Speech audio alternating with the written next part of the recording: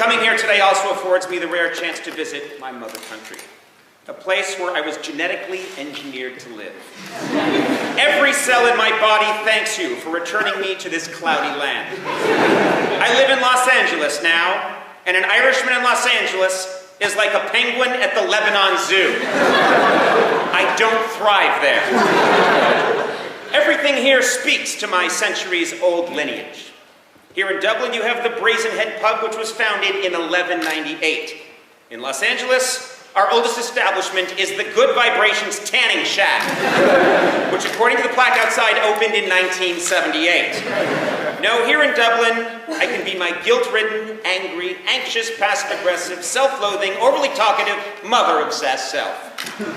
Now, I'm sure many of you here don't consider me properly Irish. You're accustomed to hordes of people just off the plane claiming to be your Celtic brethren. Italians, Koreans, Norwegians, West Caribbean guys, all named Sean, slapping you on the back and saying, "It's good to be home." It's good to be home. But I'm different. You see, even though my people came to this country at the time of the American Civil War, I have still managed to remain, or came to this, left this country at the time of the American Civil War, I have still managed to remain 100% Irish. My family accomplished this by leaving Dungarvan, County Waterford, in the 1850s and emigrating to a very small area of central Massachusetts, where they then proceeded to marry each other for 106 years. I'm not kidding. The names Walsh and Powers each separately show up 4 different times in my family tree. And as a result, I am dangerously inbred. In fact, after a century and a half in America, I was the first member of my family to go crazy and break a racial taboo. That's right, I married a Scotch-Irish Episcopalian. I got jungle fever.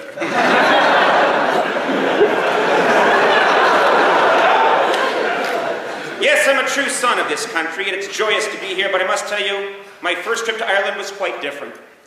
I came here back in June of 1997 with the plan of driving west to east across your entire country. I rented a little green Mercedes, and starting at the Ring of Kerry, drove across the idyllic countryside towards Dublin. About a third of the way here, I came to a quaint little cottage on a lonely road with a single gas pump outside. I pulled over with the sweetest little old lady with a soft brogue, approached my car, opened the gas lid, and started filling my tank.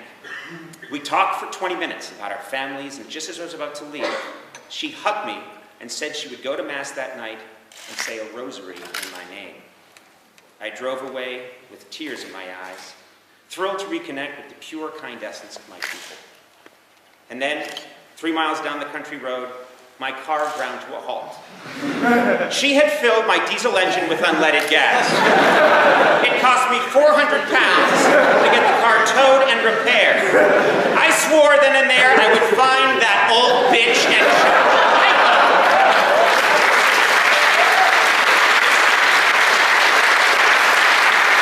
that's why I came back. Let's go find her. Claire. But enough of this nonsense. You brought me here for a purpose, and it certainly wasn't to listen to my family history or hear me list the old women, and there are several, that I'd like to kill. When speaking to a philosophical society, it's inevitable that one eventually state their own philosophy. And trust me, I promise that as soon as I get one, I'll email it to you immediately. It will be an easily accessible PDF, and you should get it any time in the next 8 years. You see, the truth is, I've devoted my life to comedy, and my comedic philosophy is not to have one. As a comic, I rigidly refuse to stand for anything.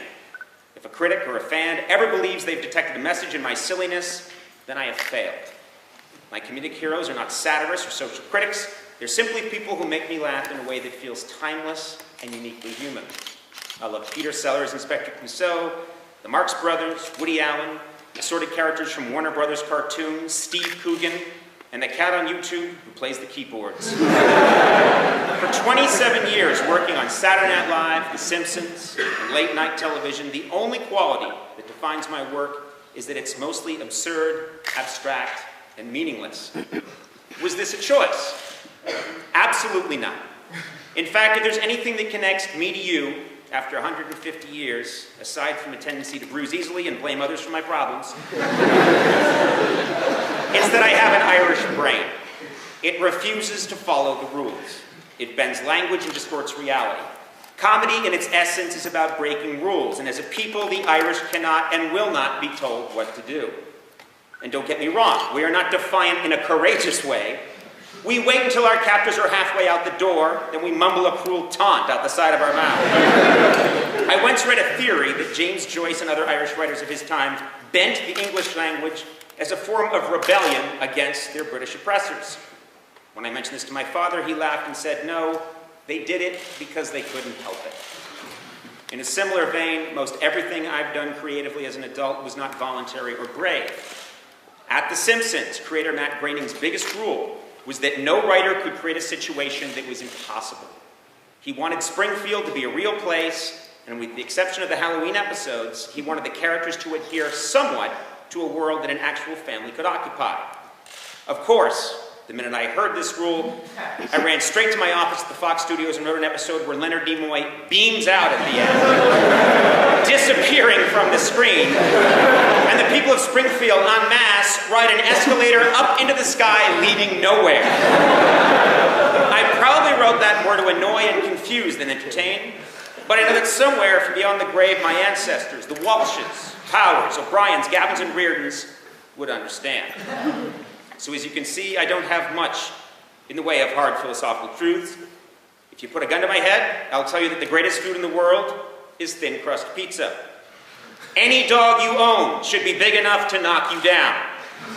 No one alive looks good in Lycra cycling shorts. Never loan money to the great government.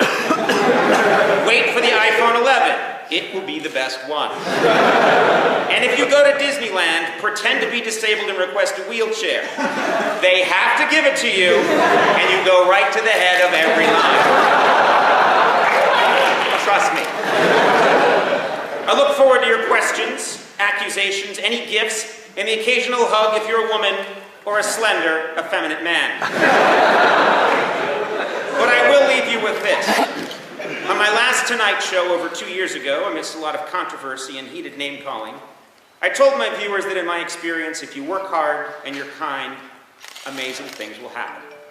What I didn't mention is that if you work hard and you're an incredible asshole, you'll make a ton of money on Wall Street. I didn't think Americans could handle the whole truth, but I feel you, my Irish brothers and sisters, most certainly can. So thank you again for this tremendous honor, and now, I see it's time for my honorary slave auction in front of course, the Book of Kells.